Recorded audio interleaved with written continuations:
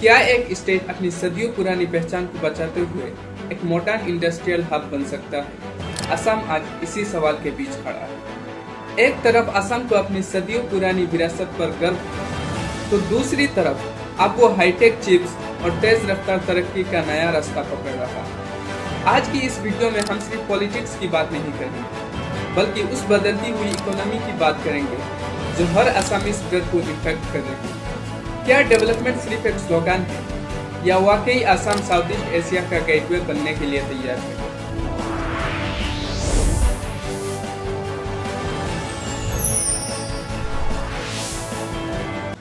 अस्सलाम वालेकुम दोस्तों। असम की इकोनॉमी का 50% हिस्सा चाय पर निर्भर है, लेकिन पर्दा हटाकर देखिए तो ये इंडस्ट्री अब बड़े संकट के दौर से गुजर रही है। केन्या और वियतनाम जैसे देश कम दाम में चाय बेच रहे हैं। असम की पुरानी मशीनरी और हाई प्रोडक्शन कॉस्ट हमें पीछे धकेल रही है। अप्रैल 2026 में दिहाड़ी 280 रुपये तक पहुंचाई गई, लेकिन महंगाई के जमाने में क्या इतना काफी है? यही वजह है कि आज की वर्कर बागान छोड़कर सिक्योरिटी गार्ड या डिलीवरी बॉय बनना ज्यादा पसंद करते हैं। इसका रिजल्ट क्या आया? बागान में 50% तक लेबर शॉर्टेज हो गए हैं।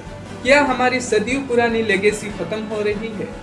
जब हम हाईटेक बोलते हैं तो बेंगलुरु या हैदराबाद जैसे बड़े शहरों का नाम दिमाग में आता है, लेकिन जगीरट में लगने वाला सेमीकंडक्टर प्लांट असम के लिए एक नई उम्मीद है। क्यों? क्योंकि ये सिर्फ फैक्ट्री नहीं, एक इकोसिस्टम है। इससे इंजीनियर्स और टेक एक्सपर्ट की डिमांड बढ़ गई है। एक तरफ 27,000 करोड़ की इन्वेस्टमेंट, तो दूसरी तरफ 300 रुपये दिहाड़ी के लिए लड़ने वाला मजदूर। ये दो असम की कहानी है। क्या यह नया डेवलपमेंट उन अनएजुकेटेड वर्कर्स को पीछे छोड़ देगा जो सिर्फ मिट्टी और पत्ती का काम जानते हैं? असम की सबसे बड़ी दुश्मन रही है फ्लड और सड़कों की कमी, लेकिन विजन अब बदल रही है।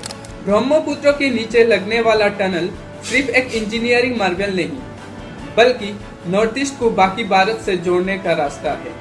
गुवाहाटी में एआई पावर ट्रैफिक सिस्टम का आना दिखाता है कि हम स्मार्ट सिटीज के रेस में पीछे नहीं रहना चाहते। असम की पॉलिटिक्स हमेशा से जाति माती और बेटी के इर्द गिर्द घूमती है। आउटसाइडर और इनसाइडर की लड़ाई में अगर आइडेंटिटी पॉलिटिक्स ज्यादा हावी हो जाए तो बाहर के इन्वेस्टर डरते हैं। गवर्नमेंट ने मिशन वसुंधरा के जरिए 1,60,000 लोगों को जमीन के पट्टे दिए। ये लोगों की पहचान को बचाने का एक तरीका है, लेकिन क्या इतना काफी है?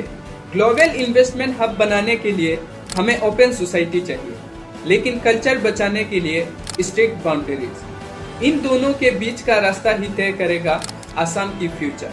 हर डेवलपमेंट की एक कीमत होती है।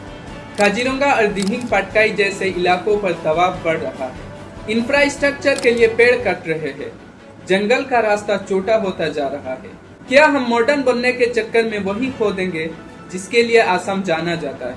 असम अब इंडिया का कोना नहीं, बल्कि साउथ ईस्ट एशिया का दरवाजा है। थाईलैंड और म्यांमार तक माल भेजने के लिए लोकल बिजनेसेस को बड़ा प्लेटफॉर्म मिल रहा है। ये एक्ट ईस्ट पॉलिसी का असली चेहरा है। अगर ये कामयाब हुआ तो असम की जीडीपी तेल और ऑयल से निकलकर मैन्युफैक्चरिंग और ट्रेड पर शिफ्ट हो जाएगी। टी वर्कर्स असम का 20% वोट बैंक है। हर इलेक्शन से पहले 20 से 30 रुपये बढ़ाना अब सिर्फ एक ट्रेडिशन बन के रह गया है। लेकिन सवाल ये है, क्या यह सिर्फ एक पॉलिटिकल डिसीजन है या कोई आर्थिक सुधार? एक आम असमीज इंसान के लिए महंगाई सबसे बड़ा मुद्दा है। इंफ्रास्ट्रक्चर तो बन रहा है, पर क्या बेसिक चीजें सस्ती हो रही है? एक स्टूडेंट जब बिजनेस रजिस्ट्रेशन या जीएसटी के बारे में सोचता है तो उसे सिस्टम से कितनी मदद मिलती है?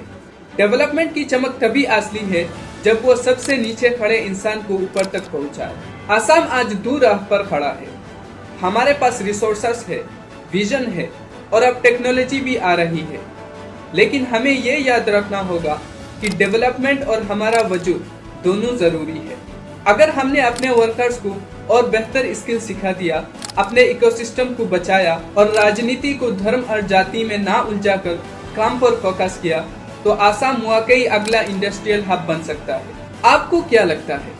क्या असम वाकई अपना लेगेसी और मॉडर्निटी को बैलेंस कर पाएगा? वीडियो अच्छी लगी हो तो लाइक करें और चैनल को सब्सक्राइब करें और कमेंट में जरूर बताना कि अगला वीडियो कौन सी टॉपिक्स पर बनाएं। मिलते हैं अगले वीडियो में।